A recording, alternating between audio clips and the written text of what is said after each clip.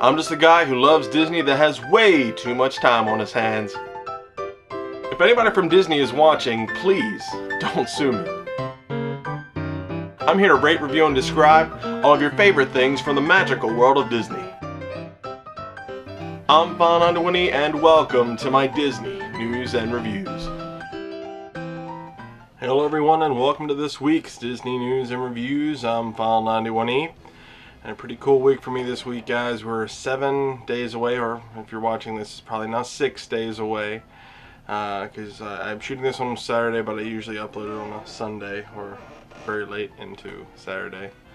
And I'm just getting everything together. I'm doing everything I can to all the little pieces and everything. I'm a guy who likes to start to pack like way early. So I go around the house, and whenever stuff I'm not using, or I know I'll use then, but I'm not using, in the immediate, time, I like to just throw into my suitcase, make sure it's there. If I'm shaving or not, like I only shave a couple of days a week. The last time I shave, I will put all my shaving stuff in my bag so I know that I have it. And I don't have a list or anything. I'm not that anal about it, but so yeah, the where in the world answer for last week was easy. Everybody got it. It was a great movie ride. It's the waiting area. Really great waiting area in the great movie ride. Love that ride. It's really cool. Very fun attraction. I urge you all to go try that. Very good attraction. Now, next week, there will be a show on Friday as I'll do my top 10 rides or attractions or things I'm most excited about experiencing while at Disneyland. I can't believe I'm flying to California in a week. That just blows my mind. Like I'm a guy who really hardly travels ever, so going across all the way across the country to see a whole different ocean, that's definitely one of the top 10 just to go see the Pacific Ocean. But it's amazing, and I'm completely taken aback by it. So expect the show on Friday. However, the weekend after is the weekend I come back, and I'm just taking a weekend off. I gotta stop, to just help me, kind of get over all this, help me heal up. I actually do have a sprained ankle. I sprained my ankle, I think a week or so ago, and it's nice and swollen. So I'm still going. Obviously, I'm not gonna let a sprained ankle stop my Disney trip, or just put an ace bandage on it and an ankle brace and just press on. So that's how I roll. So yeah, I'm just really excited about that. And so show on Friday, but not the Friday after. When I get back, I'll resume the Friday after that. Hopefully all of my stuff that I have will have shipped over by then, so I can do a video on that. So yeah, so that's what's been going on with me this week. Let's get right to the news. The 2014 Epcot Food and Wine Festival is underway, and all of the popular Disney World sites have the full scoop. This year brings some new kiosks to the World Showcase Promenade. Patagonia, which features South American cuisines, and Farm Fresh has straight from the farm dishes, so keep an eye out for them if you're going down. For a full lineup and look at all the menus, follow the link below to get a look. Really cool stuff. I love reading all of that and seeing all the different things that you can get. I love the Food and Wine Festival, especially if you're an adult and you like wine and things like that. I think every adult likes wine and good food. So if you ever choose to go to Disney World and you want an adult experience, go during the Food and Wine Festival. Best time to go if you're an adult. Check it out. The Frozen Summer Fun Live at Disney's Hollywood Studios comes to a close on September 28th after being extended from its original early September close. The event has proven to be extremely popular with guests, and Disney will be extending some of the event through the fall. For the first time in forever, a Frozen sing-along celebration, that's a long title, will be remaining, playing in the Premier Theater on the streets of America. And the Wandering Oakens merchandise location and play area will move to the former American Film Institute showcase located at the exit of the studio backlot tour. There will be no ice skating, but the Real Snow Playground and Frozen merchandise will continue to be available. The Royal Procession Mini Parade, the Frozen Fireworks Show, and the ice skating will be coming to a close on September 28th. So if you're going down, but before then, you'll be able to expect to see that. If you're not, obviously, well, I won't be there. I just pulled a John Madden. If it's not going to be there, it's not going to be there. What am I even talking about? If you're planning on attending a hard-ticketed event this year, such as the Not So Scary Halloween Party or the Very Merry Christmas Party, then you may want to head over to www.magic.com. They have a really good article on what you can expect as it pertains to those events and MyMagic Plus. This is like the first year that MyMagic Plus will be available for both of these ticketed events, and info on how the tickets work, fast passes and all are covered. So just check that little link out if you're going to be going to any of those events. They'll be able to show you how all this stuff works, and how you can get your wristbands, and and what you do with that. So check that out if you're going down to any of those. Disney has announced that the Hollywood Studios Backlot Tour will be permanently closing on September 27th. No information about what will replace the attraction has been announced, although the area has been rumored in the past to become a home to either a Cars Land or a Pixar Land expansion, and more recently as part of a possible Star Wars expansion. Now, as I mentioned earlier, part of the exit of the Backlot Tour will be soon used for relocating the Wandering Oaken's trading post. So keep that in mind. The Studio Backlot Tour experience has been greatly reduced over the years since its debuted as a major part of park attraction. The most recent change saw the narrators being replaced by a pre-recorded spiel. The Backlot Tour, look, here's my opinion on it. The Backlot Tour hasn't been the same ever since Disney stopped making things there. MGM Studios used to be an actual studio where they made different Disney Channel things, and you might actually see some stuff. And the Backlot Tour was an official Backlot Tour where they showed you some things. It was a lot longer than it is now. A lot of people might be upset, oh, they're changing everything. No, this has been needing to happen for a long time. I love the Backlot Tour. I remember seeing it when I was a kid, but seeing it die this slow death really hasn't been cool for me. I figure after they changed to Hollywood Studios, they should have taken that with it, and put something else there. So hopefully now, with all of that space in the back, they'll be able to either like they say, bring the Cars attraction over and expand that Pixar area, because Pixar is more movies in Hollywood now. Expand that Pixar area. Put a little actual small little Pixar stage show in there or something. I don't know. Either way, it all could work in there. I don't think they'll expand the Star Wars area. That just won't make sense. I think they have something bigger in plan for Star Wars, to be honest. But maybe I'm completely wrong and this is what they're going to do. So I have no idea, but either way, the Studio Backlot Tour deserves to be finally be put down. You're not missing anything. I promise you. You can go on YouTube right now, see and hear the whole, the recorded spiel, and see all the stuff that's there. You're not missing anything. Trust me. But yeah, anyway, that's the news for this week. Let's get right to the reviews. Alright guys, the only thing I'm reviewing today, and that's pretty much only because I've been working and running around all day getting ready for Disney, and I'm really tired, I'm hurting, and the only thing that I really have to review for you today is this. I got this in the mail this week. It's the Unofficial Guide to Disneyland 2015. I will be getting the Disney World edition when I get back from Disney, but I figured I'd get the Disneyland edition first because, well, I'm going to Disneyland. So this is going to be a time where I kind of talk about these books again. So if you've already heard my spiel about the unofficial guides, it's okay. You can stop watching now. You won't hurt my feeling. But anyway, these official guides are my, or unofficial guides are my very favorite guides to the Disney parks. This is an example of the Walt Disney World version. As you can see, it's considerably bigger than the Disneyland version, but it's only because Disneyland or Disney World is considerably bigger than Disneyland. This is the 2014 version. It's best if you're going to Disney World that year to get the latest edition out. They always come out around the fall every year. They have an updated book.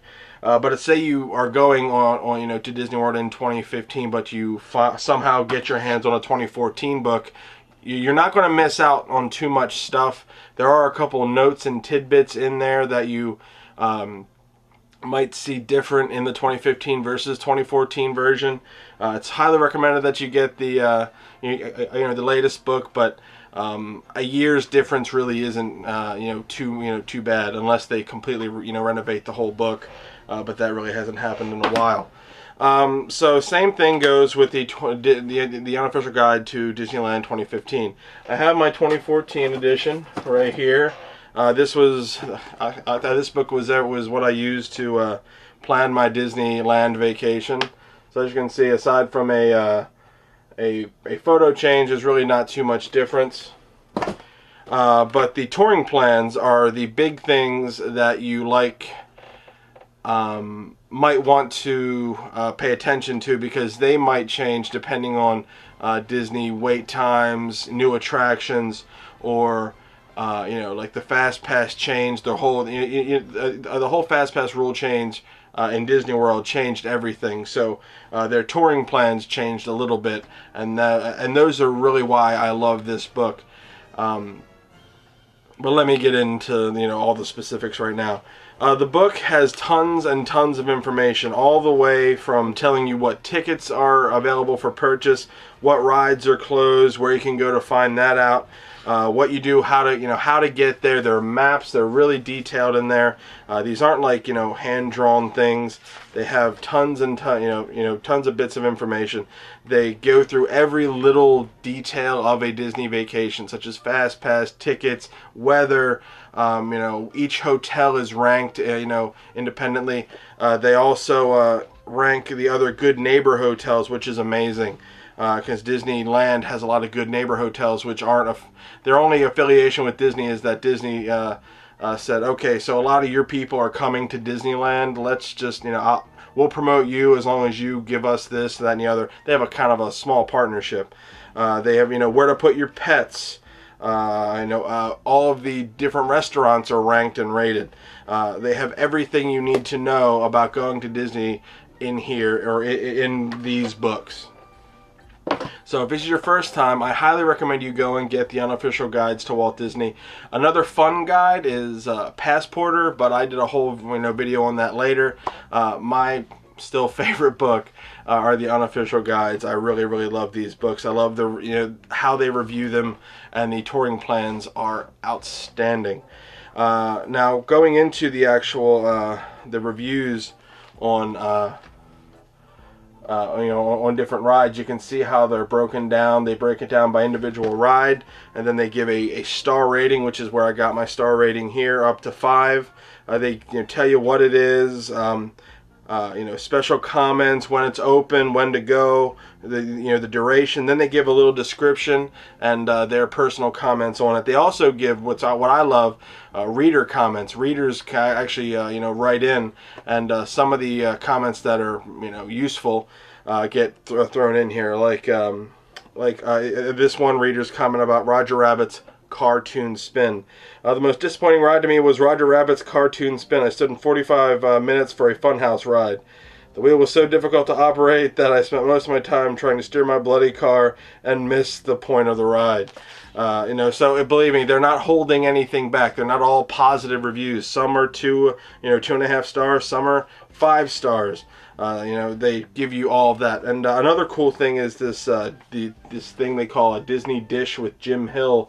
This little blue box. Jim Hill is a noted Disney historian. He knows a lot about Disney and pretty much everything. And he's in there. Those are the things I love to read, because that's where you get a lot of information, inside information on different things like that, like different attractions. They give you information on fireworks and stuff like that. Obviously not up-to-date daily information, because the fireworks times and all that stuff changes daily. But they tell you all of that stuff, and preferred viewing locations and things like that. Now, like I said, the touring plans are the biggest reason to get this book.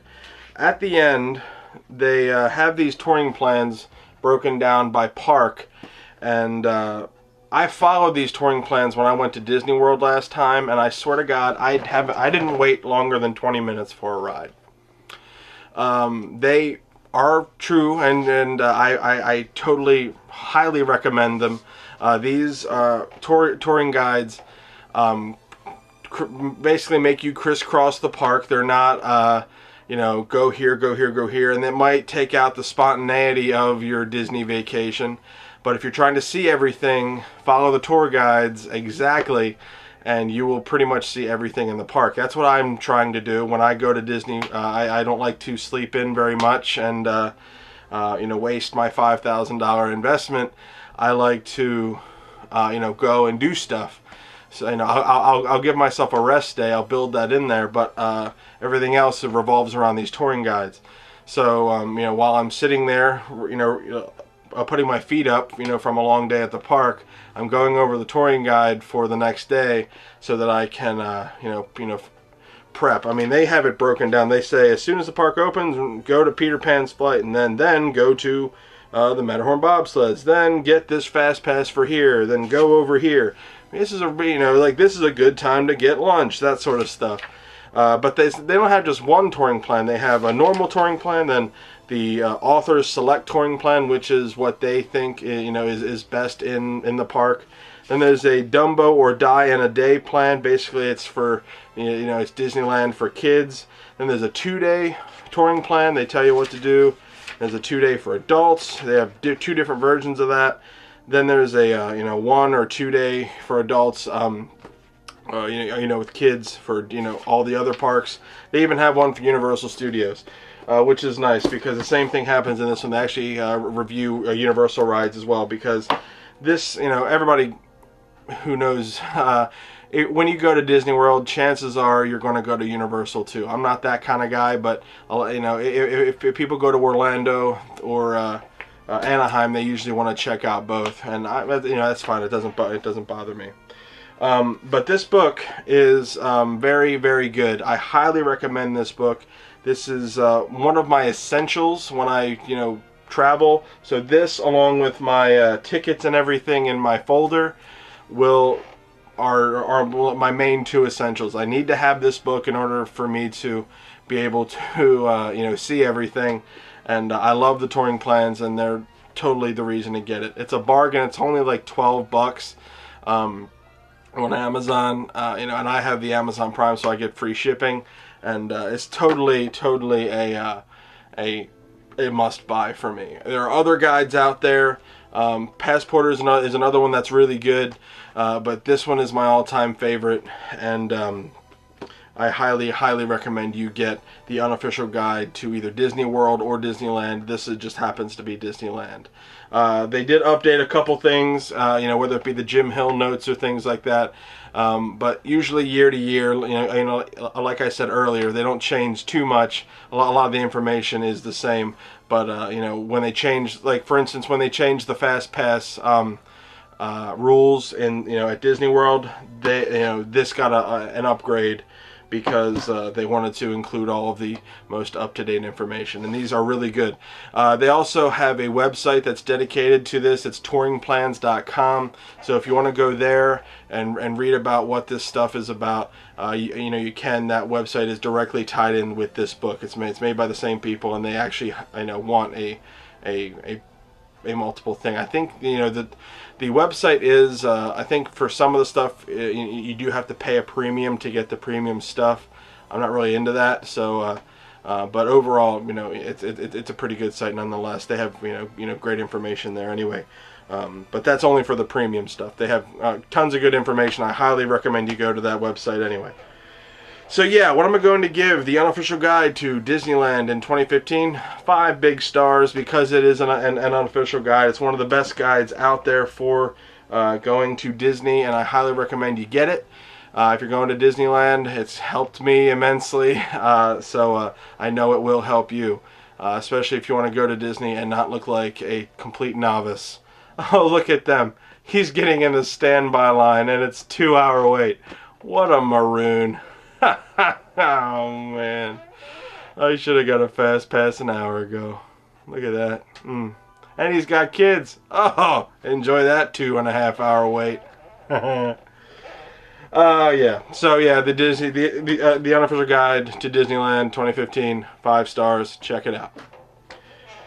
Well, guys, I'm tired. I want to put my foot up because I need to rest this for Disneyland. I will be back on Friday for a top 10, what I'm most excited about for Disneyland. You guys really want to hear that, so I'll do that for you after I pack and all that stuff, because I don't plan on sleeping before my flight. I want to sleep on the flight, hopefully. That's what I'm hoping for.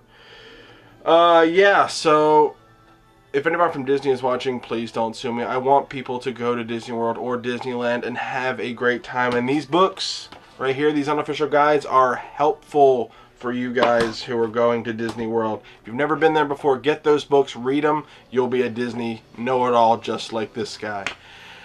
Yeah, so if you are going to Disney World, be sure to go to allears.net, touringplans.com, www.magic.com for our latest and greatest Disney news. WaltDisneyWorld.com's good too. Also, Passporter.com, another great website and guide full of information, good stuff there as well. So, last week's Where in the World was really easy. I'm sure this one will be easy too. I can't stump you guys. You guys are a bunch of Disney know-it-alls, apparently. You know, maybe I'll stump one of you. Who knows? But, yeah, I'll see you guys next Friday for the last show before my trip. I'm excited. I'm nervous about the flight, but I'm really excited about this. So, I will see you guys next week. Bye.